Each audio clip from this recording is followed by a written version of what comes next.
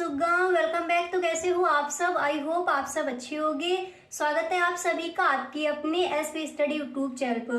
तो गाइस, इस वीडियो में हम आपको बताएंगे कि इंग्लिश का पूरा पेपर आपको बताएंगे कि इस बार के बोर्ड एग्जाम के लिए आपके कौन कौन से इंपॉर्टेंट क्वेश्चन है, सेंट्रल आईडी आपके कौन से इस बार आ सकते हैं। मतलब इंग्लिश का पूरा पेपर देखिए, ये पेपर मैंने लिया है तो ये पेपर इस बार के बोर्ड एग्जाम में इस पेपर से आपके क्वेश्चन आस्क किए जाएंगे। यही पेपर इस बार आ सकता है। ओके, तो पूरा पेपर हम आपको बताएंगे कि कौन कौन से आपके क्वेश्चन आ सकते हैं, कौन कौन से सेंट्रल आईडी आ सकता है। पूरा पेपर आपको बताने वाली है।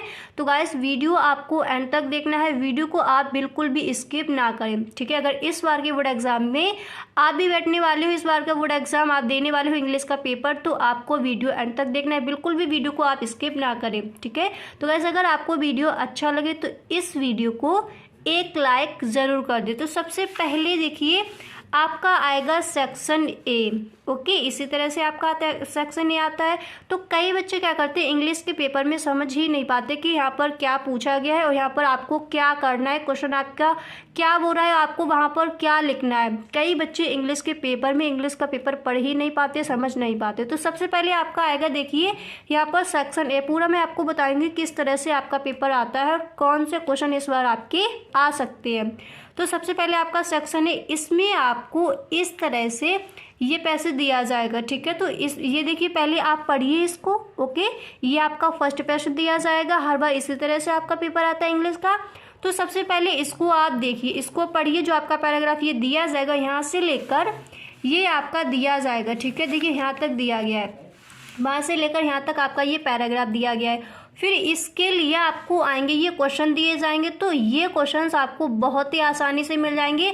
आप इस प्रश्न को पढ़िए, अच्छे से पढ़िए। इसके बाद जो आपका ये पैराग्राफ दिया गया है, इसमें से आपको क्वेश्चन ढूंढने हैं और इसी के क्वेश्चन आपको यहाँ पर लिखने हैं। उस पैराग्राफ से ढूंढ कर क्वेश्चन, इसका आंसर आपको लिखना है इन क्वेश्चंस का, ठीक है। बहुत ही ईजी होता है, अच्छे से आप ढूंढ पाओगे ये सब। ये आपको करना होगा सबसे पहले। फिर देखिए, ये आपके क्वेश्चन दिए जाएंगे। देखिए, जैसे आपको बिल्कुल भी समझ नहीं आ रहा कि क्वेश्चन हम किस तरह से लिखें और किस तरह से इसका आंसर आपको लिखना है, बिल्कुल भी इसका आंसर आपको नहीं पता है। ओके, तो देखिए आप क्या करिए, जो आपके वर्ड मैचिंग करे तो उसके वहाँ पर उठाइए और जहाँ तक उसका पूर्ण विराम है, जहाँ तक उसका फुल स्टॉप लगा है, तो वहाँ तक आप लिख दीजिए। अगर आपको बिल्कुल भी समझ नहीं आ रहा है, और जिन बच्चों को समझ आता है तो वो तो लिख ही सकते हैं। ओके, ऐसा आप कर सकती हो इंग्लिश के पेपर में। ओके, क्योंकि टीचर ज़्यादा इस पर फोकस नहीं करते हैं। ओके, ऐसा आप कर सकती हो।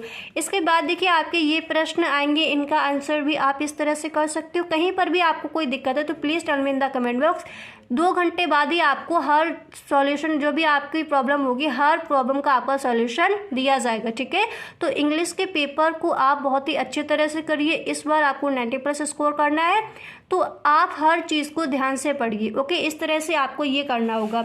ये देखिए आपके क्वेश्चन है, वो आपको करने होंगे। ओके, यहाँ तक समझ आ गया। अब इसके बाद देखिए, आपका आएगा सेक्शन बी। ओके, वहाँ तक समझ आएगा। कहीं पर भी अगर आपको कोई दिक्कत है तो आप हमें कमेंट बॉक्स में ज़रूर बताएं, ठीक है। और अगर आपको नहीं समझ आ रहा कि जो क्वेश्चंस है उनके आंसर आप किस तरह से लिखोगे, तो नेक्स्ट वीडियो में सारे आपको आंसर भी बता दूंगी। आप प्लीज़ आप हमें कमेंट बॉक्स में ज़रूर बताएं कि कहाँ पर आपको दिक्कत आ रही है। समझ आ गया। इसके बाद आपका आएगा सेक्शन बी, और सेक्शन बी में आएंगे राइटिंग करने के लिए।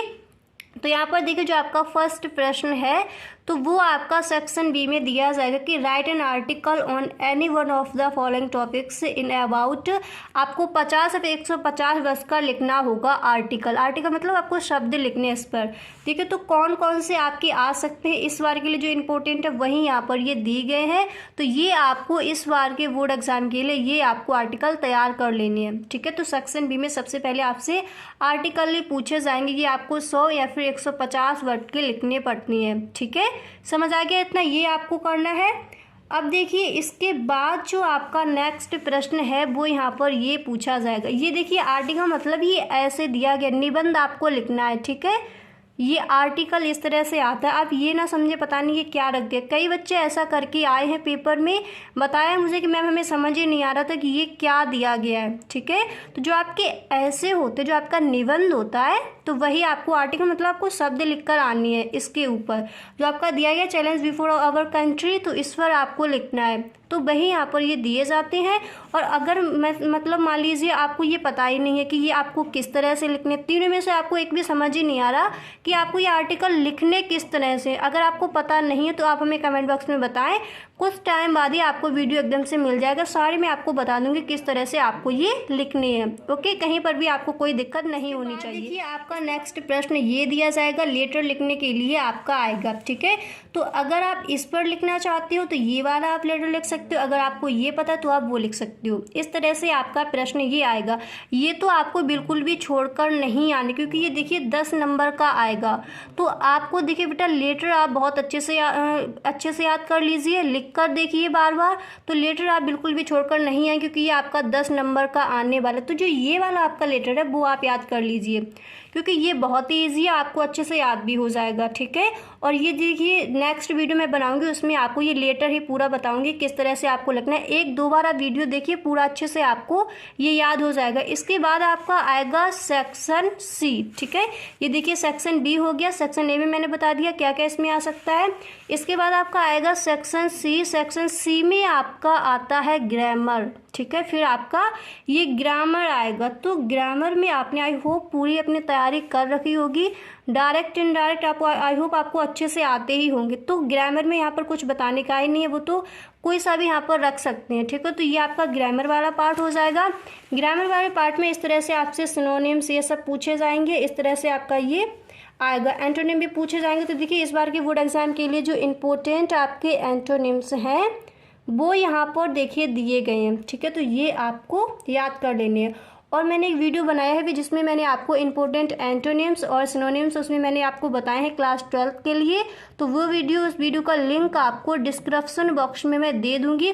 उसमें जितने भी मतलब आपके इंपॉर्टेंट हैं, ठीक है, एंटोनिम और सिनोनिम्स, आपको बाहर से बिल्कुल भी पढ़ना नहीं पड़ेगा। उसमें जितने भी आपके इंपॉर्टेंट एंटोनिम सिनोनिम्स हैं सारे मैंने उस वीडियो में आपको बताए, तो उस वीडियो को आप एक बार ज़रूर देख लें। अगर आपने पूरे अपने तैयार कर लिए है एंटोनिम और सिनोनिम्स तो फिर आप रहने दीजिए। अगर आपने तैयार नहीं किए हैं तो प्लीज़ बेटा आप उस वीडियो को देख लीजिए। ओके, अब देखिए इसके बाद आपका आएगा नोरेशन आपके आएंगे। ठीक है, यहाँ पर देखिए change any one of the following into indirect narration. ठीक है, तो ये तो आई होप आपको अच्छे से आता ही होगा। ओके, इसके बाद देखिए जो ये आपके नेक्स्ट प्रश्न आएंगे, ये देखिए कंपाउंड सेंटेंस आपको बनाने का आएगा, कॉम्प्लेक्स सेंटेंस में चेंज करने के लिए आएगा। ये सब आपका आएगा ग्रामर पार्ट में, वो आपको अच्छे से पता ही है। इसके बाद देखिए जो आपका अगला प्रश्न है वो आपका आएगा पैसिव वॉइस में चेंज करने के लिए। तो ये तो आप अच्छे से कर सकते हो, मैंने पूरा आपको बताया कि किस तरह से पैसिव एक्टिव वॉइस और पैसिव वॉइस किस तरह से बनाए जाती हैं। ठीक है, तो ये आपका देखिए दिया गया है, इस तरह से ये आएगा। ओके, इस तरह से करेक्ट करने के लिए आएंगे, सेंटेंस करेक्ट करने के लिए, वो भी मैंने आपको बताए हैं। तो आई होप आपको आते ही होंगे। अगर आपको समझ नहीं आते तो मैं आपको पूरा पेपर इंग्लिश का एक तैयार करवा दूंगी, उसको आप हल करके जाइए। 100% आप अच्छे नंबर से पास हो सकते हो उसमें। ठीक है, इंग्लिश भी। इसके बाद देखिए आपका नेक्स्ट प्रश्न ये दिया जाएगा, फिर आपको आएगा देखिए, फिर आपको ये ट्रांसलेट करने के लिए आएगा इंग्लिश में, हिंदी में। ये देखिए कई बार ये रखा गया है। ठीक है, भारतवर्ष एक महान देश, ये कई बार रखा गया, तो इसको आपको एक दो बार ट्रांसलेट कर देख लेना है इंग्लिश में। ये स्टोरी आपकी बनाने के लिए आ सकती है इस बार के बोर्ड एग्जाम में, तो इसको आपको देख लेना है करके। ठीक है, आई होप आप स्टोरी तो अच्छे से बना लेते होगी। जो बच्चे स्टोरी नहीं बना पाती हैं तो मैं उनसे कहूँगी कि एक दो बार आप जो टेंसेस हैं उनको बनाकर देखिए। ठीक है, एक वीडियो देख लीजिए, यूट्यूब पर कई सारे वीडियोस आपको मिल जाएंगे, किसी की भी आप देख लीजिए। तो जो टेंस है आपके एक ही वीडियो में आप देख लीजिए। ठीक है, प्रेजेंट से लेकर फ्यूचर तक आप सारे टेंस एक वीडियो में देख लीजिए, अच्छे से बनाना सीख लीजिए। उसके बाद स्टोरी तो आप अच्छे से बना ही दोगे। इसके बाद आपका आएगा सेक्शन डी। ठीक है, इसके बाद सेक्शन डी आएगा, और सेक्शन डी में आपके इस तरह से प्रश्न आएंगे। ठीक है, answer the following questions in about 40 word each. ठीक है, ये आपके क्वेश्चन, अब देखिए ये क्वेश्चन आप सही ढंग से देखिए।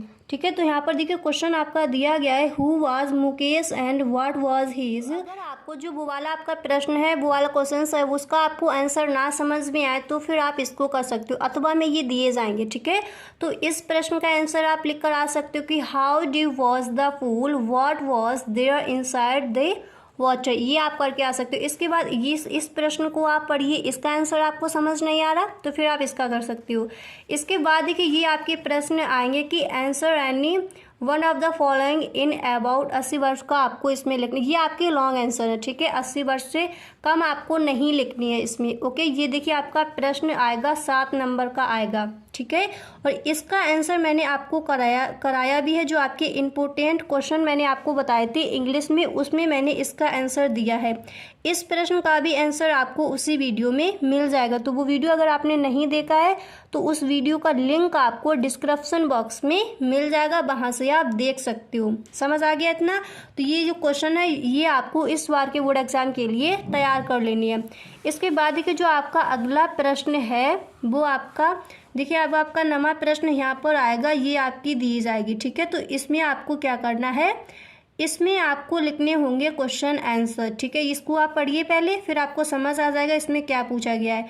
तो ये देखिए आपका दिया जाएगा, ये फिर आपके दिए जाएंगे क्वेश्चन आंसर। तो ये क्वेश्चन के आंसर जो हैं, इन क्वेश्चंस के आंसर आपको इसी पैराग्राफ में मिल जाएंगे। इसको आप पढ़िए और इनके क्वेश्चंस आप कर सकते, ये आप आसानी से कर सकते हो, ठीक है। बहुत ही ईजी है। पहले आप इस प्रश्न को पढ़िए, फिर इसको पढ़िए, यहाँ पर ही आपको इन प्रश्नों के आंसर आपको मिल जाएंगे। समझ आ गया? अब इसके बाद देखिए आपको क्या करना है। अब देखिए ये भी प्रश्न आपको इसी में करने होंगे, ठीक है। इसके बाद आपका नेक्स्ट आएगा सेंट्रल आइडिया। ये आप ध्यान से सुनिए। तो इस बार के बोर्ड एग्जाम के लिए ये आपको तैयार कर लेने हैं और एक सेंट्रल आइडियाज आपको और तैयार कर लेना है। तो जो आपका दूसरा जो आपका दिया गया है लेसन, जो दूसरा है आपका पोएट्री का, उसका नेम है an elementary school classroom in a slum. तो उसको भी आपको तैयार करना, वो इस बार के बोर्ड एग्जाम में, मुझे ऐसा लगता है इस बार के बोर्ड एग्जाम में वो रखा जा सकता है। तो उसका आपको सेंट्रल आइडिया याद कर लेना, ठीक है। पोएट्री का आपका दूसरा लेसन है an elementary school classroom in a slum, उसको आपको तैयार कर लेना है, ओके। समझ आ गया? अब इसके बाद देखिए आपके आएंगे प्रश्न, यहाँ पर दिया गया है कि answer the following questions in about, आपको 40 वर्ड ईच यहाँ पर आपको लिखने होंगे, ठीक है। ये आपके शॉर्ट आंसर दिए जाएंगे। तो देख लीजिए ये वाले जो आपके क्वेश्चंस दिए गए हैं ये इस बार के बोर्ड एग्जाम के लिए इंपॉर्टेंट है, तो ये आपको तैयार कर लेना। अगर आपको इसका आंसर नहीं आ रहा तो देखिए अथवा में दिया गया, आप इसका लिखिए। और यहाँ पर देखिए और क्वेश्चंस दिए गए, अगर इसका आपको समझ नहीं आ रहा तो फिर आप इसका लिखिए। इसके बाद देखिए आपका नेक्स्ट जो आपके प्रश्न आएंगे इनके आंसर आपको करनी है, ठीक है। ये 80 वर्ड के आपको लिखने हैं।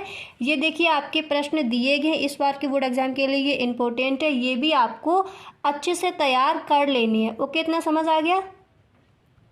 और देखिए जो ये प्रश्न है आपके ये सप्लीमेंट्री से लिए जाएंगे, समझ आ गया? तो ये आपको लॉन्ग आंसर है, अच्छे से आपको इनको याद कर लेना है और अच्छे से आप लिख कर आएंगे। इंग्लिश का पेपर आपको एकदम अच्छे से करना है, ठीक है। सेंट्रल आइडिया जो मैंने आपको बताया उस सेंट्रल आइडिया को भी आप तैयार कर लीजिए। 100% इस बार वो सेंट्रल आइडिया आ सकता है इस बार के बोर्ड एग्जाम में। समझ आ गया? तो गाइस आज मैंने आपको बताया कि किस तरह का आपका इंग्लिश का पेपर आ सकता है और इंग्लिश के पेपर को आपको अच्छे से तैयार करना है। तो आई होप गाइस आपको वीडियो अच्छा लगा होगा। अगर आपको वीडियो अच्छा लगा है तो इस वीडियो को अपने दोस्तों में शेयर ज़रूर करें। Thank you.